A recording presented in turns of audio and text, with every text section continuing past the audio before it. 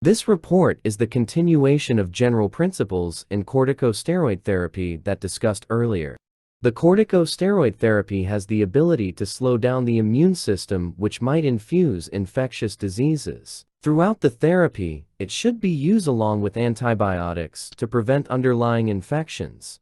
The other type of corticosteroid is glucocorticoid. Glucocorticoids is a type of corticosteroid hormone that is very effective at reducing inflammation and suppressing the immune system. Because it slows the healing process, glucocorticoids are used to prevent rapid healing of traumatic wounds on the prepuce of bulls, which would result in stricture formation. The corticosteroid therapy is used in treating of Addison's disease. Addison's disease, also called adrenal insufficiency, is an uncommon disorder that occurs when your body doesn't produce enough of certain hormones. High doses of glucocorticoids can induce parturition in cows, ewes, and other animals. However, it has teratogenic effects during early pregnancy. Using it in pregnant animals should be used with caution.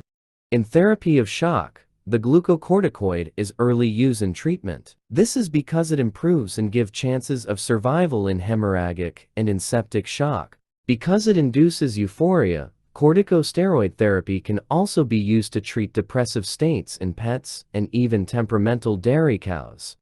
As I said earlier, the corticosteroid can depress or suppress the function of immune system, and it is contraindicated in use during the vaccination. The other uses of corticosteroid are the following. First, corticoids are used in large number of inflammatory ocular disease, such as allergic conjunctivitis, iritis, and keratitis as topical instillation. Next, systemic therapy is useful in the treatment of retinitis, optic neuritis, and uveitis. But the corticosteroid therapy is contraindicated in corneal ulcers since they slow the process of reepithelialization of cornea.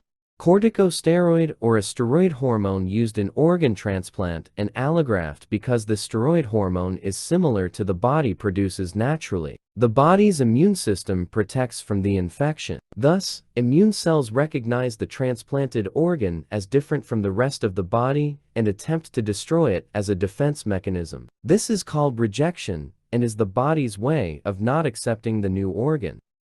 This is all for this topic. Thank you for watching.